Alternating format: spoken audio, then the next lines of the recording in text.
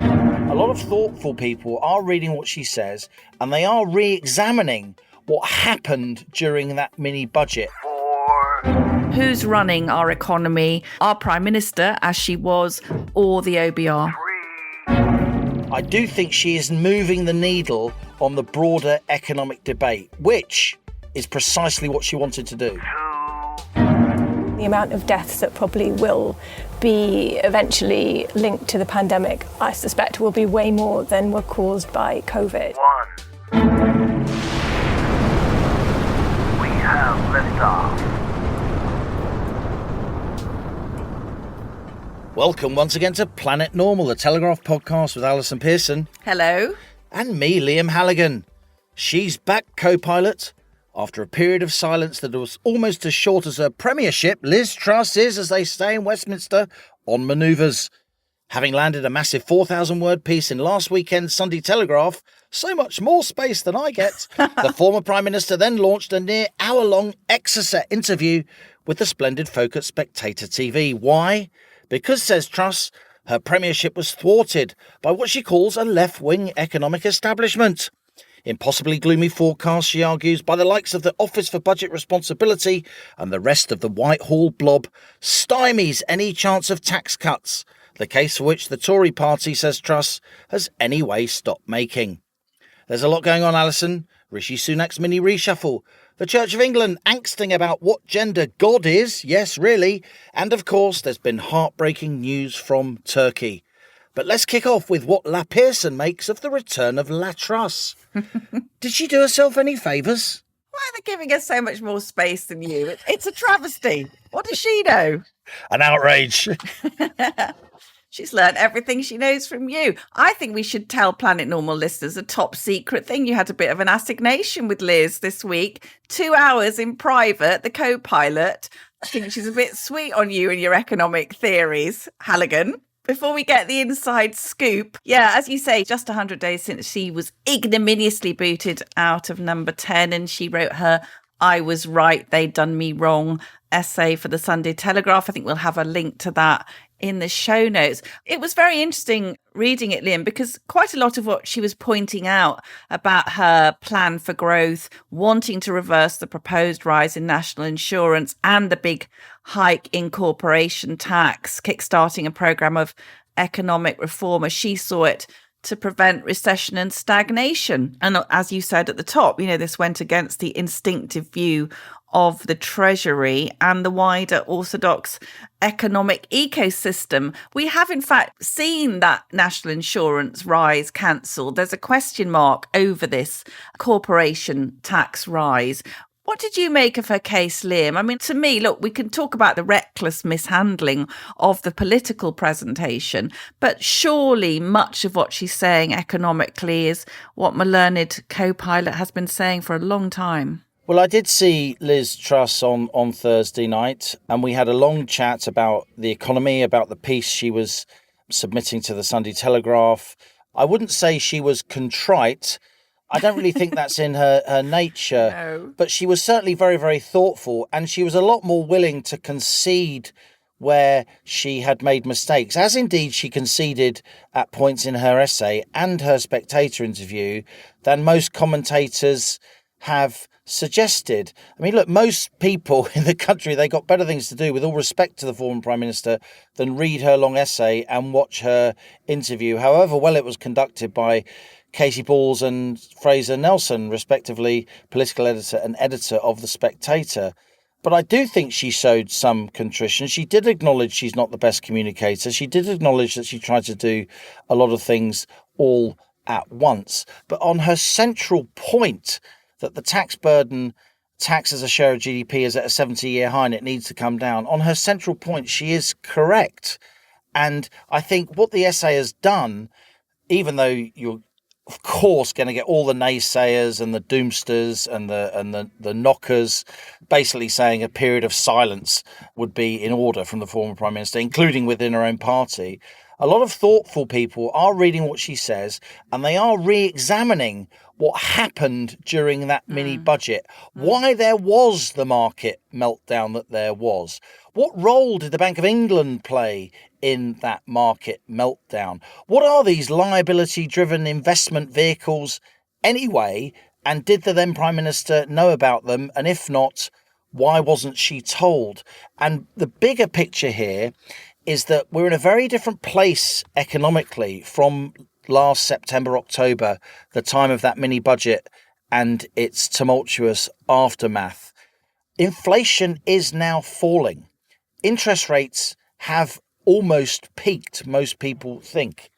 We can see, if we look closely, as financial markets do, far more than journalists, at financial surveys, industrial surveys, supply chain surveys and so on, we can see some green shoots coming through. It may be that the UK avoids recession. Certainly, the Bank of England's forecast of 2 years of recession, a ridiculously gloomy forecast in my view, has now been reined back to just 1 year and 3 months of recession. Again, in my view, ridiculously gloomy. So I do think there is some light at the end of the tunnel.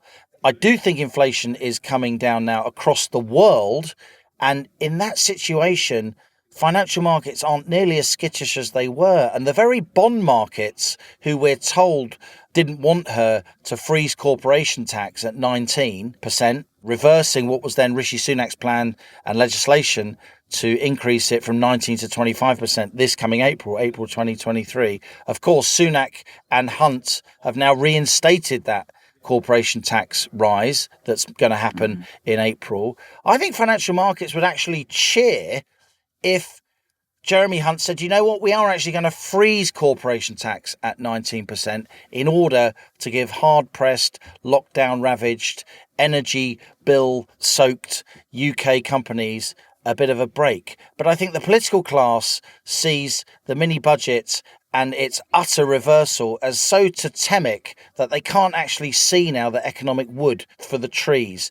And throughout all her bluster and her, some would say, lack of contrition, I think that's a bit unfair, but all the political theatre of her massive essay and super duper interview, almost an hour long, as I said, I do think she is moving the needle on the broader economic debate, which is precisely what she wanted to do. Was any alcohol consumed at this Halligan-Truss summit? I can't say too much. And one of Liz's, I won't mention his name, but a very, very well-respected journalist and former special advisor in Whitehall is now working with Liz Truss, and he was in the room as well.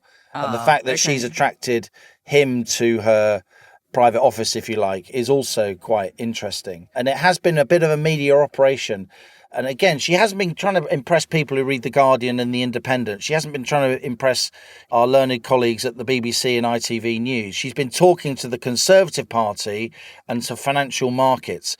And in that sense, you won't read much about it in the papers, but I do think a large chunk of her message landed quite well over recent days. Yes, I think that she brushes over a bit easily the abolition of the 45p tax rate, which was announced into a time of growing hardship in the UK. I think most people would agree that was pretty tone deaf of her, even though she's pointing out that, that was the top rate for the vast majority of the Blair Labour government. We called it tin-eared, didn't we, on Planet Normal? We actually said it was, some would say it was venal to do that at a time when so many people were struggling with their bills. Yeah, I think it's just a sign of her, being high on the economic theories and less of an emotional intelligence about the practical policies. I mean, I think that something that comes across for me, and we want to go on and talk about this in relation to other ministers as well, apart from Truss, is a sort of sense that she was the Prime Minister, Liam, but in a way what she's saying is that there is this sort of resistance within the system, in the Treasury. Economic sentiment has shifted leftwards. Conservatives have stopped making the arguments for low tax, high growth. They've increasingly triangulated triangulated with Labour policy, aided and abetted by a civil service, which, again, we're going to talk about that in a minute, is very happy with occupying the liberal left ground and not pushing a case for growth. And we are very sluggish, our economy, as we've talked about many times. She said, actually, it was interesting, she said, this is Truss, I saw firsthand during my years as Chief Secretary of the Treasury that pessimism and scepticism about the growth of the potential of the British economy are sadly endemic at the Treasury. Serious planning reform was dismissed as not politically deliverable. Discussing monetary policy was taboo.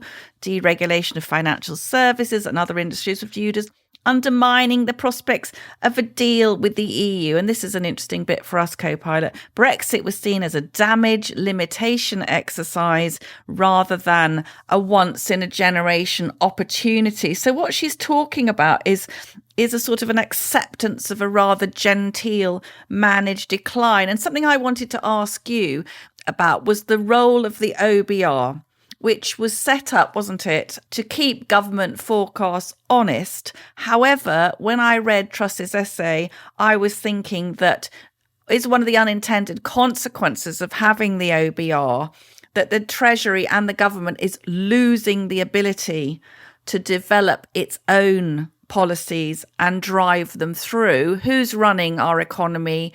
Our Prime Minister, as she was, or the OBR? I think there is something in that. You know, a lot of these boffins who are at the top of the OBR and the top of the Treasury, I literally grew up with these people. I did undergraduate degrees, advanced degrees with them. I know them well. Our kind of outlook on the world has diverged, I'd say, as I've gone off and worked in business and been a journalist rather than a full-time professional economist, which I previously was. And so I say this with respect to these people, but they are incredibly gloomy about the business acumen, the entrepreneurial vim of the British economy. They are incredibly gloomy about the ability of government policy to change the weather, to impact massively investment decisions in boardrooms across the country. And we're going to put in the show notes of the episode a link to a thread I put on Twitter. Yes. And it's really easy. Listeners can just click on it and they'll go through to Twitter, even if they don't use Twitter regularly. And on that thread are some graphs that I managed to put together after rummaging around in the national accounts. They're not the kind of graphs that appear near the front of documents from the OBR and the Treasury. But the OBR put out a technical document recently which compared its forecasts with outcomes. And again, this isn't the kind of stuff that's press released and put on the Tea Time News, but it's absolutely incredible reading, Allison. In March 2021, the OBR forecast for the coming tax year, so April 2021 to April 2022. So this is a forecast of the immediate future. It's not like a 5-year forecast. It's a forecast of the immediate future. In March 2021, the OBR forecast that government borrowing in the UK would be £234 billion, roughly, right? It turned out to be £125 billion. That's £108 billion out. A forecast for the period of which starts 1 month from when the forecaster was made. £100 billion. And we have all these endless arguments about, in 6 years' time, the OBR says there's going to be a £12 billion black hole. How are you going to fill it, Minister? Right? £100 billion out. Even corporation tax. In March 2021, the OBR said they'd raise £38.5 billion from corporation tax in the following tax year, April 21 to April 22. And they actually raised £63 billion, 58% more than the OBR forecast. And both those forecasts, a huge overestimate of borrowing and a huge underestimate of corporation tax revenue, are gloomy. They constrain the scope for further tax cuts. They constrain the scope for using the government balance sheet to stimulate the economy. They rein in any kind of political aspiration to be active in the economy with either tax cuts or some judicious uses of public spending as stimulus. They act, Allison, because the media takes them as gospel, science. They're not science, they're economics. That isn't a science. Take it from me. It's a dismal science at best. It is the dismal science. But they act as a straitjacket on policy making, Alison. Now, of course, we need something like the OBR. We can't have politicians just borrowing huge amounts of money to buy votes willy-nilly. I don't think that's what happened during the mini-budget. We'll come back to that. But we seem to have gone to the other side of the spectrum where the OBR is so determined to paint a gloomy picture, and I say that with huge regret, and the media takes their forecasts as an absolute certain outcome in the economy in years to come, even forecasts that 3, 4, 5 years ahead. And that means that ministers really can't lead. They can't take risks. And good policy making is about business acumen, judicious risk taking, and instinct. And there is no scope for that while the OBR is holy writ, judge and jury on where the economy's going. Oh, I do love it when you know what you're talking about. Wheeling out your graphs. I prefer your graphs to Patrick Valance's graphs, I can tell you. Next slide, please. Next slide, please. I think that's right. I mean, the OBR was one of the institutions being used as a mighty sort of stick to beat little Liz out of number 10, wasn't it? And if, as you say, it's not accurate, or dare we say, not just not accurate, wildly inaccurate, and possibly with some other agenda, possibly wanting to get rid of a certain type of political attitude. And that brings us on, Liam, to the lead of my column in the Telegraph this week, was about Dominic Raab. You won't have failed to see all the headlines insisting that Raab must quit, Rishi Sunak must sack his Deputy Prime Minister and Justice Secretary. There are 8 formal complaints of bullying against Dominic Raab, which he denies, apparently coming from dozens of officials. And we've currently got Adam Tolley, KC, leading an investigation into Raab's behaviour. Now, this, Halligan, comes after the notorious and inflammatory episode during a meeting at the Ministry of Justice where Dominic Raab allegedly opened his Pret salad and threw 3 cherry tomatoes. It was like that. What's that festival in Valencia? La Tomatina. Unbelievable. It's sort of where people go on their gap year. if they haven't got the guts to do the running of the bulls at Pamplona, Yes.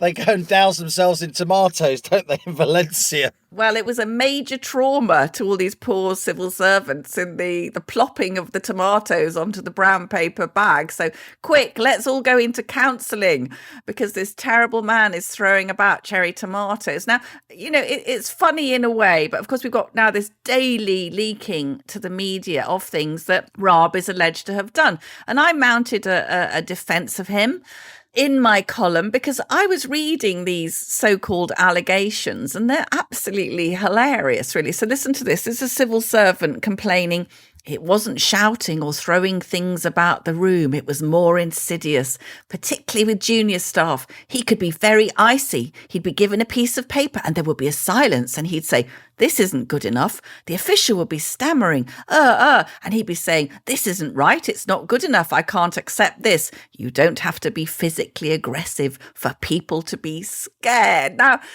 co-pilot, to those of us who entered the workplace 30, 40, even 50 or 60 years ago, that sounds absolutely pathetic. Is a demanding boss one who likes things to be done properly and on time abusive? And Raab was expecting briefing documents to be in the required form and properly checked. He was telling people their work wasn't up to scratch.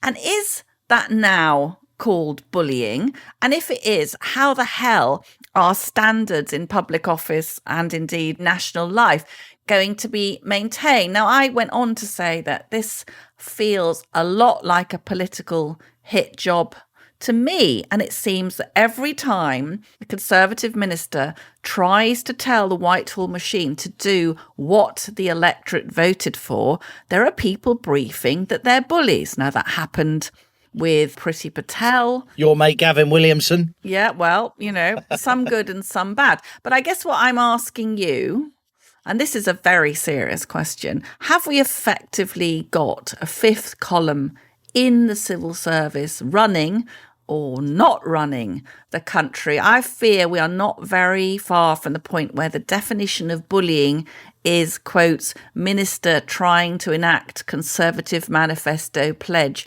who gets a bit cross when prevented from doing so by Liberal mandarins. I do think it's like you. I've met Dominic Raab a few times. You wouldn't say that his character was warm, but No. I didn't think he was particularly rude at all. I just thought he came across as what he is, a serious guy, who's been a high-powered lawyer and is now a high-powered politician. Look, there are 500,000 odd sort of civil servants of the fifth of the workforce that works for the public sector, and only the very top and most able civil servants will be those in and around the private office of a cabinet minister, in meetings with a cabinet minister. And the idea that these people can't stand a bit of frostiness when they haven't, presumably, according to Raab, and this is his version of events, done what he wanted him to do. The idea that that would be seen as bullying strikes me as ridiculous.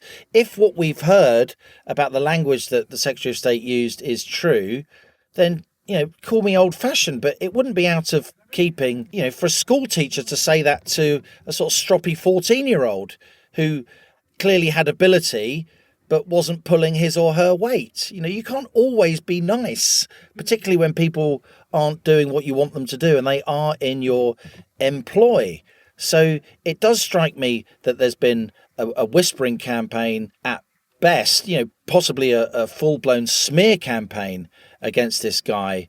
Whatever you think of him personally, I was interested, Hugo Rifkin, who's no sort of friend of Dominic Raab's part of the Tory party, a very distinguished journalist, son, of course, he won't mind me mentioning, of former Cabinet Secretary Malcolm Rifkin, but a very, very good journalist, arch Remainer in his own words, and Raab, of course, voted leave. And Hugo Rifkin mounted a defence in the Times, if I'm allowed to mention another newspaper. And I thought that was politically very interesting because, like you, Hugo concluded that the charges being laid at the feet at the moment of Dominic Raab were just ridiculous. And I do think there are some very, very, very over-entitled civil servants knocking about. And I do think that since Brexit, a lot of them have got very, very, very angry indeed. And they need to wind their necks in. They need to realise that they are public servants. And just to finish on the OBR, look, a lot of people listening to this at the OBR will know me personally and will have known me for 20, 30 years as I came up through the ranks of British academia and economics and so on. And so let me say, I'm not saying for 1 minute that economic forecasting is easy at all. What I'm saying, though, is that economic forecasting is just that, a forecast, and forecasts are not destiny. And we can't allow ourselves, as members of the general public, as voters, as consumers of media, to feel that just because somebody at the OBR, with the best will in the world, does some Excel spreadsheet magic and comes up with a forecast. It is just that. It is an educated guess. That's what economic forecasts are. And they cannot pose unreasonable limits on the ability of elected politicians to lead. And in my view, that's been what's happening. If you're finding this podcast interesting, you may also like Ukraine, the latest.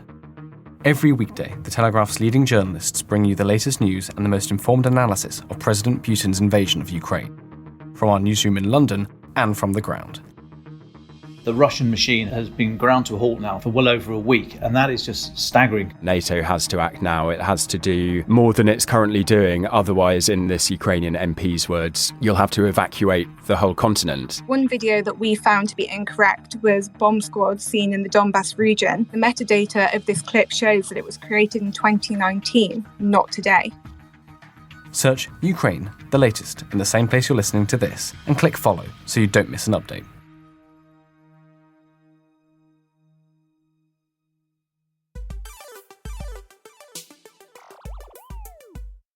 We thought this week we'd invite onto the rocket one of the Telegraph's own. Sarah Knapton is what's known in our trade as a Fleet Street doyenne. Having spent a decade as a Telegraph Science Editor, this former Society of Editors Science Journalist of the Year is among the UK's most widely respected specialist correspondents. As Planet Normal regulars will know, Allison and I follow Sarah's work closely, often citing her articles. So welcome, Sarah. I wanted to start by asking you about something that Jonathan Sumption wrote recently in the Telegraph, the distinguished jurisprudent, of course, former Supreme Court judge. The contribution of lockdowns to long-term excess deaths, wrote Sumption, from other causes is becoming increasingly obvious. In your view, Sarah Knapton, is that statement scientifically justified? I think it is justified, and I think it's probably been justified from the very beginning of the pandemic. I think we knew from the beginning we were going to have a huge fallout, and I always think that it wasn't so much as kicking the can down the road as the atom bomb. I mean, the amount of deaths that probably will be eventually linked to the pandemic, I suspect, will be way more than were caused by COVID. This week, I think excess deaths has gone down slightly, but we've been having figures that are up to nearly 3,000 excess deaths a week, which is it's huge amounts. When you think in the first lockdown in 2020, we were having about 213 deaths a day, and we're seeing now sort of 400 plus deaths a day from causes that aren't COVID. So yeah, I think he's absolutely right. I think it's a huge problem. Sarah, you've been right at the centre of, I was going to say the biggest story of the past 3 years, but it's the biggest story of the century, isn't it?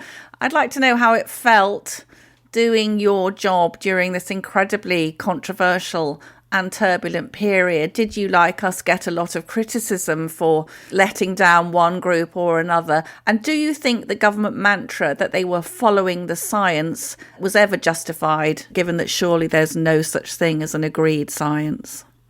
Yeah, I think that's a really good point. And sort of coming back to the first part of that, I found it incredibly tough. And I think a lot of my colleagues have as well. I mean, we were facing something that was entirely new, learning the science in real time. And I think because it was affecting everybody, everyone had a very personal view on it that often went beyond what the science was saying. It went beyond just being able to look at it from a very focused scientific point of view. I don't think anyone was really able to do that. It was difficult treading that line. I think scientists found it hard to tread that line. And I think you're right in the sense when they said they were following the science, it was almost impossible to do. I mean, there's no such thing as the science, and there shouldn't ever be such a thing as the science. We should just be monitoring it in real time and making adjustments as it happens. And I think if anything, the government tried to pass the buck too much with that phrase, follow the science, and really wanted to use it as a way to apportion blame when they got things wrong.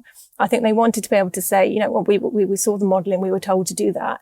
And so that they didn't have much blame themselves. But, you know, clearly, I think from the beginning, they needed to look far more widely than just the damage that the virus was causing. And they didn't. And we knew they didn't. And personally, for journalists, bugging them all the time, trying to ask them, you know, where is this extra work you're doing on how it's going to affect the economy, how it's going to affect mental health or education? Where is that work? Who's doing that work? Where are the economists? Nobody was doing it. The focus was so narrow that it was very difficult to do my job and try and come up with a kind of rounded view of what was going on and what was best for everyone, because the data wasn't just there and the government wasn't even seeking the data.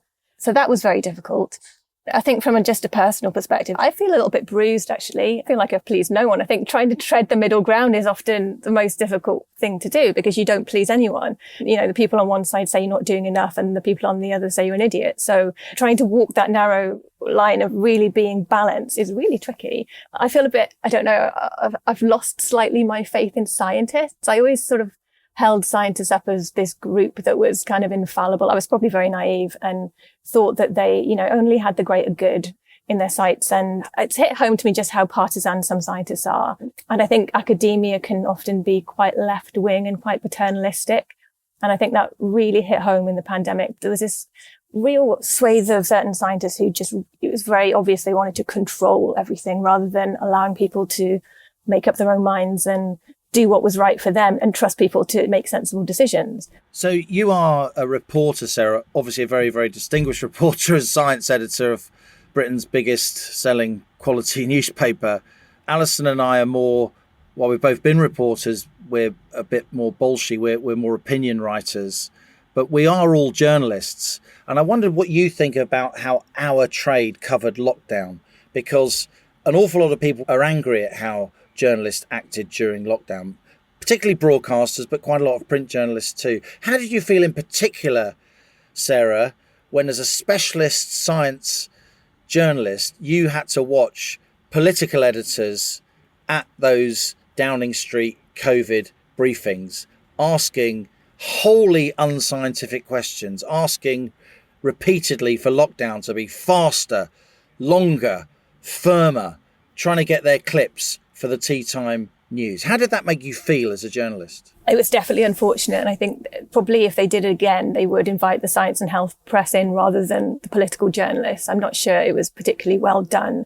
I think on both sides, I don't think, the political journalists didn't really understand the scientific arguments. And then the government kind of got bounced into decisions because they were being pressed, being on live TV with a very volatile press pack. So I think they were struggling as much as anyone. But it was very frustrating for us because we were having lots of background briefings with sort of Sir Patrick Vallance and Chris Whitty. And often you would get situations where when we were at a time where people really weren't allowed to go outside very much and you were only allowed one walk a day, and there was fears about you sort of meeting people even outside, which there was never any scientific basis for whatsoever. And we, behind the scenes, we kept saying, this is nonsense. Anyone with a basic knowledge of fluid dynamics knows this is crazy. Like, you can't get a virus when you're just walking by the sea. I love it when journalists use phrases like fluid dynamics. My pulse quickens. But frustratingly, we'd be in these background briefings, which were, unreportable, where they'd be agreeing with us, sort of saying, yeah, we know it's stupid, we know it's wrong. You can't, you won't get COVID bumping into someone on the street and just having a 2-second chat. It's never happened before. And then they'd be going on TV, sort of almost saying the opposite and being pressured into saying the opposite and being pressured into, political journalists would often throw these sort of ludicrous scenarios at the politicians who'd have to think on the spot how to deal with it. And that was a major failing, wasn't it, of our political and media class. We have all these incredibly experienced, incredibly knowledgeable people like you, not just at the Telegraph, across the press.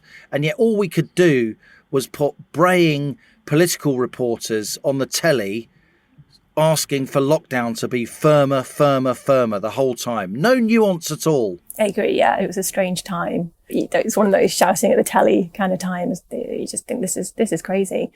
In some ways, some of the health and science teams on other papers didn't do that well either. I think we stuck our head above the parapet a lot more and questioned what was happening. And I think a lot of the science press really went along with what they were being fed. I think, simply for fear that they didn't want to get it wrong and cause people to do things that could cost lives. And I do understand that, but we're not the government.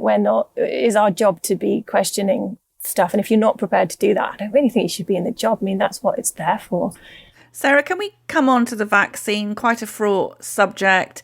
Back at the beginning of the pandemic, Kate Bingham, the excellent vaccine czar, said it was never a plan to vaccinate everyone, only the older population and vulnerable groups. Now, we've just seen the government saying it's withdrawing COVID jabs for the healthy under 50s from next week. I'm wondering what you think about the validity of ever needing to vaccinate healthy younger population, particularly teenagers and children, and then also to address the concerns about side effects. We've seen the British cardiologist Aseem Malhotra raising the alarm about myocarditis, which is inflammation of the heart, a side effect which has been linked to the mRNA vaccine. According to the British Heart Foundation, there have been around 30,000 more deaths than expected involving heart disease since the pandemic began. That's more than 250 additional deaths over expected rates each week. Do you think, A, that the rollout of the vaccine to the whole population was ever justified in terms of risk benefit? And are these heart issues arising perhaps from general healthcare delays, or might the COVID mRNA jabs play a role? So I think going back to the first point about whether the vaccine was ever needed for healthy people, it's a really tricky one. I think when we first started going for vaccines, we really didn't know a lot about the virus at all. And so I think when the rollout began in kind of November, December 2020, it probably was for the best that everyone got it. At that point, we'd sort of gone back into second lockdown and the country was on its knees and it was an awful time. And I think if for nothing else to get us out of that, it was probably worth it. I think now it's difficult because I do think there is some sort of link between heart problems and the jab. And so I guess then you get to the question of whether the benefits are outweighing the risks. And I think arguably for younger people, they probably aren't. If you're a very healthy person, nothing wrong with you, no history or family history or genetic susceptibility to heart problems, I don't think you are going to put yourself much at harm by not having a jab these days compared to the risk of having it. And I think that's probably what most people would say now. It's a completely personal choice. I can understand if anyone wants to have it or not. You know, if I was in my 20s now, which was a long time ago, and I was super healthy, nothing wrong with me, I wouldn't necessarily go for it, because there clearly is some sort of, definitely an observational link that shows there's an increase in heart problems after particularly the mRNA jabs. And we don't know what the long-term outcome of that will be. And I think the other problem is people talk about vaccination has saved 112,000 lives in the first year alone. And you weigh that against how many people have died from heart problems or other things linked to it. And in a way, that isn't the argument. People aren't statistics. Just because you've saved 112,000 lives over here doesn't mean this one person is expendable over here who would never have died because they weren't at risk in the first place. So for them, getting a COVID jab, you know, even if they had caught COVID, it wouldn't have probably done them much harm anyway. So it's a really tricky one. And I don't think we'll have any answers probably for another decade. But I do think there's definitely something there with the heart problems. And I think there's good evidence of what might be causing it. There's an idea that when you get a jab, sometimes your body basically mistakes the protein it's trying to fight for, proteins in the heart or peptides in the heart. And then it's kind of this idea of molecular mimicry, and then it starts fighting you. It basically causes autoimmunity and starts battling you rather than the virus. But that can happen. That happens with viruses. So if you get COVID, that can happen to you as well. And so when you get the vaccine, that's kind of happening to you on a lower level to fewer people. So yeah, there's an issue there. I think people need to be aware of it, and I think people should be aware of it, and they should be told about it so they can make up their own minds. It strikes me that if we didn't have the war in Ukraine going on, the cost of living crisis and so on, there'd be much more public and press comment about the upcoming public inquiry into COVID lockdown. I know you follow these issues very closely. So give us an update about where we are, when we can expect that in public inquiry, and what the scope of it may be. So public inquiry should be starting, I think the first sessions start in the summer. It keeps getting pushed back and there's lots of preliminary inquiries. The initial ones will be looking at preparedness and whether we were ready for it. And then it will go on to how the government handled it and the aftermath and the collateral damage. So it does seem to be going to look at the whole scope of it. I think there's some worry that it may not be looking at children sufficiently. I know some people have talked to me about how they don't think it's focusing as much on the damage that children have received from the pandemic, which is unfortunate because they seem to have been the most badly affected in lots of ways and will be for some time to come.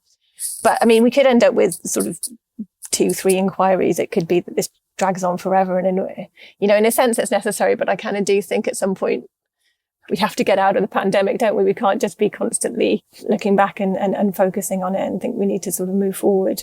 Do you think there will be lessons learned? Will we end up with a kind of conclusion that maybe we should take a more Great Barrington Declaration approach where we shield the vulnerable and the rest of us get on with our lives? I really hope so. I think the Great Barrington Declaration got a lot of stick and it wasn't really justified. I think the idea, looking back, it was, in a way, it was kind of what Sweden did slightly. I mean, they didn't actually protect their vulnerable that well, Sweden, but they did kind of give people the opportunity to just make decisions for themselves and look after themselves and take precautions when they wanted to without shutting the country down. And, they have one of the lowest excess death rates of anywhere. So I do think that should be a lesson in how differently we can handle things. I'm not sure we'll learn that lesson. I fear that the same people who had the biggest say during the pandemic will be wheeled out to have the biggest say again in the inquiry. I just think that's how it will work, and it will be very sad if that happens, but I fear that it will happen like that. That's my fear as well, Sarah. Now, Sunetra Gupta, who is Great Barrington, obviously is a great friend of Planet Normal. Sunetra's point has always been is that scientific modelling was not there to tell politicians what to do. It was to provide a range of options. Looking back at that, do you feel now in some way that the science that you write about was traduced? Yeah, I mean, I was a big critic of models because I felt they often had the wrong data in them. They were often too late. Everything was moving too fast to really rely on them. And it would have been far better to be relying on real world data. And I think most people accept that now. And I know definitely during the Omicron wave, when the modelling was suggesting horrific numbers, the government basically abandoned it and just relied on what was happening on the ground. And we ended up not having restrictions, and it worked out. And I hope that that's a lesson that's been learned, definitely, because I've interviewed Graham Medley about this, who was over at London School of Hygiene and Tropical Medicine, who was the liaison between the government and SAGE at the time. And he specifically said models should never have been used to lock down the country. I think there's a quote from him: "A week's a long time in politics, but it's an age in a pandemic." And you can't be relying on models that were produced 10 days earlier to say where you're going to be in the next 6 weeks, which is what they were doing, and got highly criticised for. I mean, the Information Commissioner was involved because they were so badly using models and interpreting them wrongly. So hopefully, if we do it again, they won't rely so heavily on them, because I think they have been shown to be quite flawed at times. That's a fantastic interview, Sarah. Planet Normal listeners know all about where Allison and I come from, our journalism, what our animus is, what drives us. You're a very highly respected Fleet Street writer, but you're not known as somebody who has a kind of really outgoing personality. So just tell us a little bit about your background and what makes you the journalist you are. Why do you put yourself through the pain, the trauma of national newspaper journalism? That's a good question, and I wake up in the middle of the night thinking exactly that quite often, actually, and I don't have an answer, and perhaps today's the day that I'll decide it's not worth it anymore. I don't have an agenda at all. I've never really been that political on either side, which I think just allows me to just tread a line where I'm just looking at the evidence. I just want to know what the truth is. I don't care who's wrong or right. I don't care if I'm even wrong or right. I just want to find out what's going on. So I guess that drives me background-wise. I did a degree in archaeology way back in the day, and then started working on a local newspaper, and then moved to London working as a court reporter at the Old Bailey, doing lots of crime reporting, and then went to the Guardian newspaper, and came to the Telegraph and worked on the news desk as a news editor for a while. And then for the last sort of 10 years, I've been doing this. So sort of come full circle back to a sort of my original science background, or sort of social sciences background. But yeah, I think, I'm just a bit, I guess, intrepid to get to find out what's going on. I don't like people keeping me in the dark about stuff. So maybe that's it. Well, you're a credit to the Telegraph, Sarah. We wanted to have you on and tell you how much we admire your work. And thanks so much for joining us here on Planet Normal. Now it's time for our listener emails. Your messages sent to planetnormal@telegraph.co.uk. Please keep them coming. We absolutely love reading them. Liam, by the way, fantastic amount of love from listeners for your interview with Ross Clark about his excellent Not Zero book. But just starting now, a number of readers, Telegraph readers, commenting on my Dominic Raab article. You can find the link to that article in the show notes. John says, "It is actually an attempted coup. Senior civil servants trying to maintain power by deliberately failing to deliver on a massive scale, playing games with woke agenda, working from home, etc. It is effectively a campaign of civil disobedience. Robust politicians who take them on are being subjected to campaigns of trumped-up charges and anecdotes of microaggressions to distract them from their purposes of reform. They and the union bosses have common cause to make the UK ungovernable.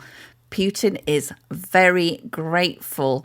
And here's a really good one from Claire. "In part, the endless accusations of bullying are the direct result of indulging people in their endless quest for mental well-being and the ability to bring their whole selves to work.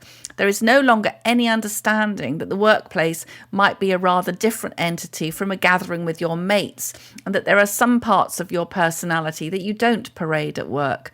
Of course, Raab was also tainted with the nasty Tory tag before he did anything at all. Tories equal very, very bad, nasty, far-right people, according to the many overgrown children in the adult kindergarten we now inhabit.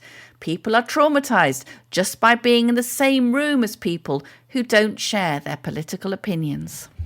I love that. Adult kindergarten. Absolutely, it's great. This is from Larry. Dear Allison and Liam, thank you Planet Normal for your excellent feature on net zero. Ross Clark's comments about the 2050 target set in law without a plan or cost analysis really resonated. In a few years from now, we'll be forced to buy electric cars and, even worse, install heat pumps in our homes. I live in a 3-storey 1960s townhouse, and I've had expert advice regarding installing a heat pump. The cost would work out at between £10,000 and £15,000, completely prohibitive for a pensioner like me. But just as concerning is that the whole of my existing gas central heating system would have to be ripped out and replaced with a completely new system of piping, larger radiators, as well as a whole set of new components for which there's no physical space. Connecting the air source unit that would be located in my tiny garden through to the house would involve chasing through concrete floors. Undertaking this would wreck every room in my house. My wife and I have spent years making it a really lovely home. There's no way we'd ever choose to invoke so much damage by replacing a perfectly good central heating system with one that's totally inappropriate. It's fine to ensure all new builds have a heat pump installed, but forcing people to retrofit heat pumps in their existing properties is morally wrong, says Larry. The technology simply isn't right at this point in time. Chris Skidmore MP is recommending to the government to bring forward the date of banning the sale of new gas boilers to 2033. I wrote to him with my concerns, but he never replied. Politicians like him have no real understanding about the financial and practical issues for ordinary people, but no doubt they'll plough on regardless of the consequences, just so their ridiculous targets can be met. I love Planet Normal, says Larry, for speaking the truth about these important issues. Keep up the great work. Yours sincerely. Thanks, Larry, for that fabulous email. And on the same theme, Liam, we should comment actually that as part of the Rishi shuffle or the reshuffle, Grant Shapps, the ever malleable Grant Shapps, he's like the Cheshire Cat, isn't he? Just turns up with a big smile. He is now the Minister for Energy Security and Net Zero. Can we detect any contradictions in that job title? It's the push me pull you ministry. It's the pantomime horse with two heads. It really is. So Ian, commenting on this appointment, says, great podcast on climate change. Please make it your next crusade. The appointment of Shapps as Minister for Energy Security and Net Zero is very alarming. He is the proud driver of a Tesla and a multimillionaire with no idea of the financial impact net zero policies have on normal people. Heat pumps are hugely expensive to install and run. Electric cars are expensive, not practical for many people, and have a huge manufacturing carbon footprint. Fracking has been banned because it is perceived that local people object. I suspect the real reason is a refusal to back anything fossil-based. But no offer has been made to compensate those affected to persuade them to change their minds. Yet onshore wind and solar is bulldozed through whether there are local objections or not. North Sea exploration has been decimated by deliberate government obstruction delivered by climate zealots of the likes of Chris Skidmore. Furthermore, had the government targets been met for electric vehicles take-up and heat pump installation, how would the grid have coped now? Where can the electorate turn for an alternative view? All mainstream parties are totally committed to the net zero dream. The likely outcome is a none of the above reaction by abstaining, spoiling your ballot paper, or staying home and watching Netflix, unless they turn the electricity off in. Unless they wake up soon, the Tories are toast. And I was a Conservative Party member and voter for 52 years until they made such a hash of COVID and then doubled down with the net zero. I was going to say this next word, but it's rude, but I got away with bollocks last week, so let's call it bollocks, Ian. The current cabinet are a collection of With an X. with an X. Bollocks. The current cabinet are a collection of faceless non-entities, indistinguishable from the civil servants who control them. Keep up the good work, both of you, and don't let the 77 Brigade put you off. Kind regards, Ian. Well said, Ian. And on that bombshell, that's it from Planet Normal for another week as we leave our sanctuary of sweet region, our flying refuge of reason views. If you enjoy Planet Normal, please do leave a rating and review on Apple Podcasts or Spotify. There are lots of suspiciously good ones there at the moment. And as we know, they can't all be written by the Halligan diaspora. And as we speed away from our beloved planet Normal and the madness of planet Earth comes back into view, thanks as ever to our producers Isabel Bajard, Elliot Lampitt, and our editor Zoe Hitch. Stay safe and in touch with us and with each other until next week. It's goodbye from me. And it's goodbye from him.